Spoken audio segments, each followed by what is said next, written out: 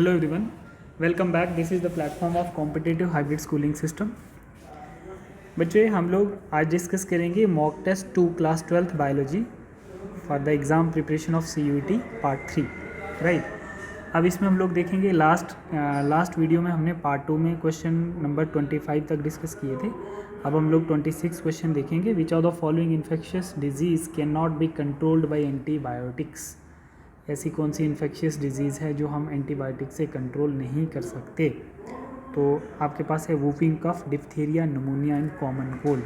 ठीक है, तो हम लोग यहाँ पर क्या बताएंगे बच्चे, जो infectious disease can not be controlled by antibiotics which is common cold. क्या आएगा? Common cold. Common cold is an infectious disease caused by virus. ये किससे काज्ड होगा? वायरस से काज होगा बच्चे. ठीक है, it can not be controlled by antibiotics as antibiotic are not effective against viral disease. ठीक है बच्चे, तो ये जो बाकी हैं आप लोग कंट्रोल कर सकते हो. Then the principle of vaccination is based on the property of. देखो, जो वैक्सीनेशन का प्रिंसिपल है वो किस प्रॉपर्टी पे बेस्ड है. तो हम लोग यहाँ पे क्या देखेंगे बच्चे, जैसे आपके पास क्या आता है, हम लोग यहाँ पर memory of the immune system. एक क्या रहता है हमारा, किस प्रॉपर्टी पे? Memory of the immune system. Of the immune system एक प्रॉपर्टी ये आ जाती है इसकी. ठीक है बच्चे, the basic theory of immunization is the body begin to produce antibody against upon administration of the vaccination so that the individual is safe for the disease. ठीक है, the body recall the development of infectious agent and memory cells that can develop antibody immediately, है ना, upon further exposure to the infectious disease. तो हम लोग इसमें क्या बोलेंगे, जैसे हमारे पास ये वाला पॉइंट जो है, जैसे आपके पास आता है एक तो आप लोगों के पास क्या है, principal of vaccination based on the property of discrimination between self and non self. ऐसी प्रॉपर्टी जो अपने सेल्स को पहचाने और दूसरे सेल्स को आइडेंटिफाई करे. ठीक है, तो वैक्सीनेशन इस प्रॉपर्टी पे भी एक्ट करे. ठीक है बच्चे. और दूसरा स्पेसिफिसिटी. स्पेसिफिसिटी का मतलब होता है बच्चे उस पार्टिकुलर डिजीज़ के लिए जो चीज़ बनाई जाती है ना. जैसे कोविन है, कोविशील्ड थी वैक्सीन, तो कोविड को ठीक करती थी, तो वो वैक्सीन जो है वो स्पेसिफिक थी.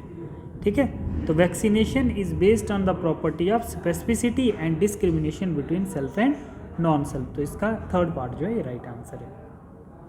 The maintenance of the hives Honey bee for the production of Honey is, उसको क्या बोलेंगे, बी कल्चर, मोनोकल्चर, एपीकल्चर. क्या आएगा बच्चे? एपीकल्चर. एपीकल्चर क्यों बोल रहे हैं? क्योंकि the maintenance of beehives of honey bee for the production of honey is called apiculture. Apiculture can be practised in any area having pasture of herbs and flowering plants. ठीक है, जहाँ पर आप लोगों को फ्लोरिंग प्लांट्स दिखेंगे. ठीक है, and pasture of herbs and pasture of herbs. ठीक है, तो उन एरिया में आप लोग क्या कर सकते हैं, हनी बी का प्रोडक्शन कर सकते हैं. ठीक है, विच of the following statement is true with the greatest benefit of shoe tips culture. देखो, इसमें हम लोग क्या बात करेंगे बच्चे, जैसे आपके पास स्टेटमेंट बेस्ड क्वेश्चन है. Production of virus free plants, development of Soma clonal variation, development of transgenic plants या लार्ज स्केलस फॉर्मेशन. सबसे पहले आपको सोमा क्लोनल्स का मैं बता देता हूँ, जो बिल्कुल सेम पेरेंट की तरह हम लोग टिश्यू कल्चरिंग करके प्लांट बनाते हैं, उसको सोमा क्लोनल वेरिएशंस कहते हैं. Developmental of transgenic plants, production of virus free plants. तो इसमें हमारे पास जो आंसर आता है, statement is correct, greatest benefit of shoot tip marriage. तो हम लोग जो टिश्यू कल्चरिंग करते हैं तो वायरस फ्री प्लांट बनाने की करते हैं. क्या करेंगे? वायरस फ्री प्लांट बनाएंगे. तो only statement A is correct, ये वाला सी पार्ट इसका राइट है. कंटिन्यूड क्लोज इन ब्रीडिंग क्या होता है? कंटिन्यूड क्लोज इन ब्रीडिंग का मतलब होता है बच्चे, जैसे हमारे पास से continued close breeding lead to reduce fertility. ये क्या करती है? रिड्यूस करती है fertility. Reduce fertility and productivity. ठीक है, close breeding for successive time cause pure line establishment. क्या करेगी? प्योर लाइन एस्टेब्लिश करेगी, जो कि प्लांट को पसंद नहीं होती. ठीक है, तो ये क्या बोल रहा है, कंटिन्यूड क्लोज इन ब्रीडिंग जो है वो क्या होगी, इंक्रीज फर्टिलिटी एंड प्रोडक्टिविटी. ये गलत हो गया, reduce fertility and productivity. Yes, inbreeding depression last में आ जाती है, इसको हम बोलते हैं इनब्रीडिंग डिप्रेशंस। ये प्लांट्स में डिजीज आ जाती है। ठीक है, नेक्स्ट क्वेश्चन है cyanobacteria serve as important biofertilizer in the field of rice. Cyanobacteria serve as important biofertilizer in the field of rice. कैसे?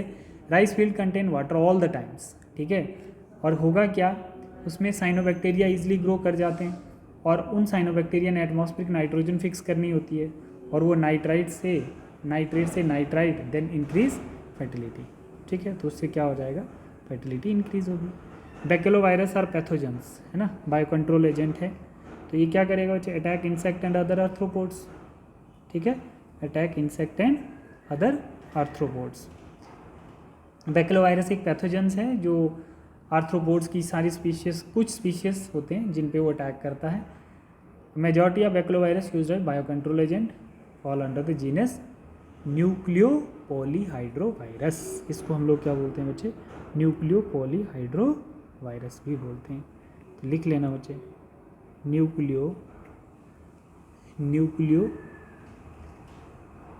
पॉलीहाइड्रोवायरस।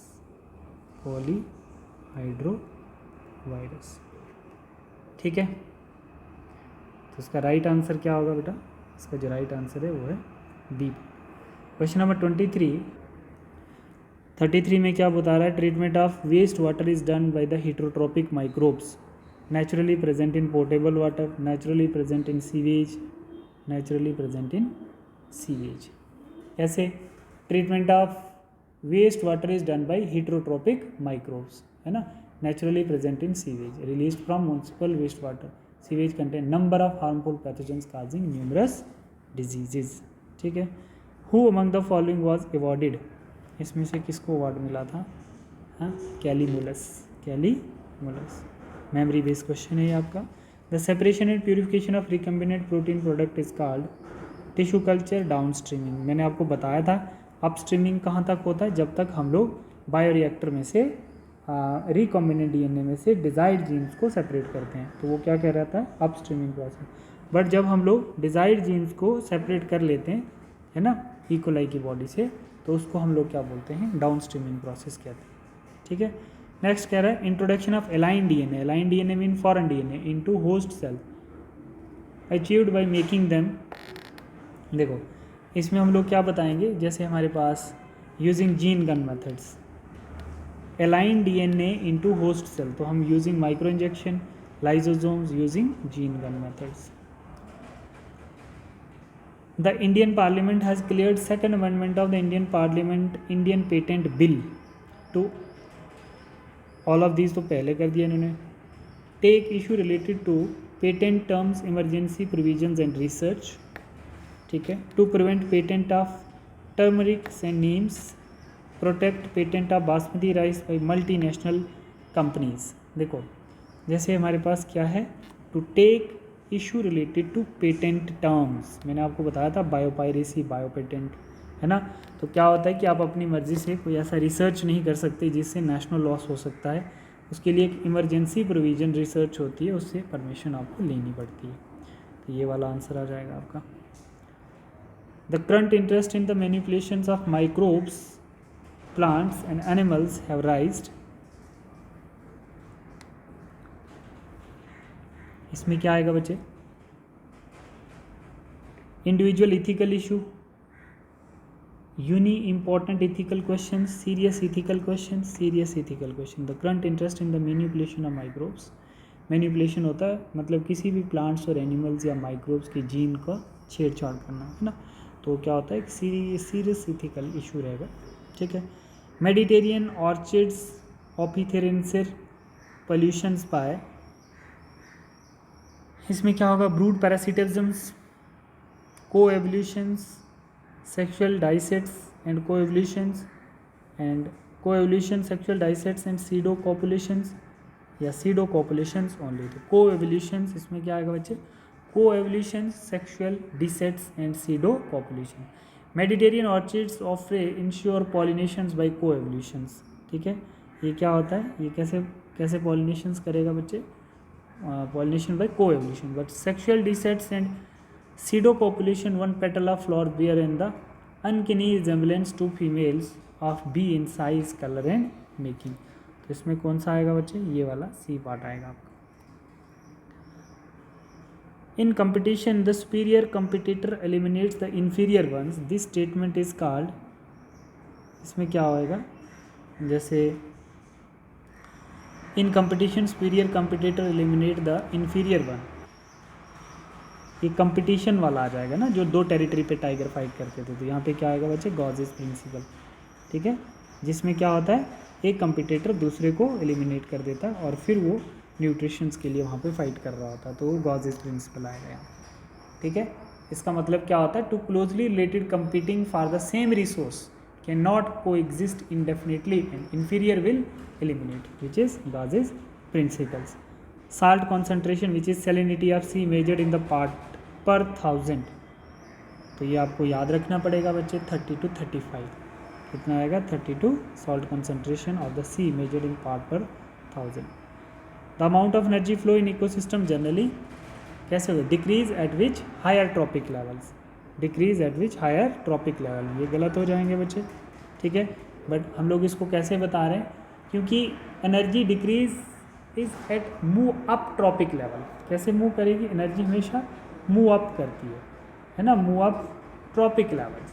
समझ आ रही है बच्चे, because energy is lost as metabolic heat when the organism from one trophic level are consumed by the organisms from next trophic level. तो energy always अपराइट्स होती है. कैसी होती है, एनर्जी का जो पायरामिड होता है वो ऑलवेज कैसा होता है, अपराइट होता है. ठीक है, दूसरा बता रहा है, नेक्स्ट क्वेश्चन है क्लाइमैक्स कम्युनिटी. क्लाइमैक्स कम्युनिटी जो है ये हट गया आपके सिलेबस से, आप नहीं भी कर सकते हो उसको. Climax community, which one of the following is not producer. इसमें से आपने बताना है कि कौन सा प्रोड्यूसर नहीं है. ठीक है, तो आपका जो एगेरिकस है, एगेरिकस क्या है बच्चे, agaricus is a fungus which grow on dead and decay materials. ठीक है, तो ये इसमें से हमारा प्रोड्यूसर नहीं है. But Spirogyra, Volvox and Nostoc, these are all alga which are producer. What is common to Lantana. Lantana घास है, एकॉर्निया घास है एंड अफ्रीकन कैटफिश है. इनमें कॉमन क्या है, तो हमने क्या बताना बच्चे, इसमें हम लोग बताएंगे all the species are neither threatened nor endangered species of India. ठीक है, ना ही ये ख़त्म हो रही हैं. ठीक है, बट एक स्टेटमेंट आ गया. दूसरा क्या बता रहा है, जैसे नेक्स्ट आपके पास आता है अफ्रीकन कैटफिश. जैसे अफ्रीकन कैटफिश है, तो हम इसमें ये चीज़, इसका दूसरा नाम क्या बोल सकते हैं, क्लैरिस ग्रैपिनस. इसको हम बोल सकते हैं क्लैरिस गैरिपिनस, इसका दूसरा नाम. ठीक है बच्चे, अफ्रीकन कैटफिश का. हमने इसमें कॉमन बताना था. ठीक है, lantana and water hyacinth all are exotic species. सारी क्या हैं, exotic species. That are invasive weed species that come from other countries in India. ये इनमें कॉमन है.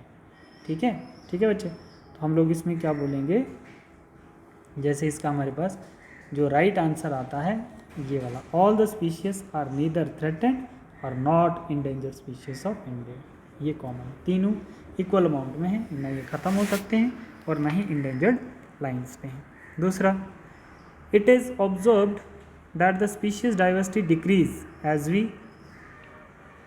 move away from the equator to the poles. जैसे ये अर्थ है हमारे पास. ठीक है, ये हमारे पास इक्वेटर आ जाता है. जब हम नॉर्थ पोल और साउथ पोल की ओर मूव करते हैं तो हमारा पॉपुलेशन का नंबर जो होता है वो डिक्रीज़ होता है. ठीक है, पॉपुलेशन का नंबर जो होता है वो डिक्रीज़ होता है. ठीक है, तो इसमें क्या बोल रहा है, move away from the equator to pole. Move away from the equator to pole. हाँ, A is right answer. Which of the following forest is known for the lungs of the planet Earth. तो इसको हम क्या बोलते हैं, ये वाला आता है आपका अमेज़न रेन फॉरेस्ट, जहाँ से 20% ऑक्सीजन का सप्लाई होता है. इलेक्ट्रोस्टैटिक, ये वाला क्वेश्चन हट गया आपका. ठीक है, कैटालिटिक भी हट गया है. ठीक है, एक बार देख लेना आप लोग इनको. और ये वाला क्वेश्चन जो है, विच of the following is not green house. Which of the following is not green house, oxygen is not a green house. ठीक है बच्चे, तो ये था आपका मॉक टेस्ट 2 का पार्ट 3. ठीक है बच्चे, तो ये पेपर हमने ख़त्म कर दिया। अब हम लोग मॉक टेस्ट 3 डिस्कस करेंगे। Thank you.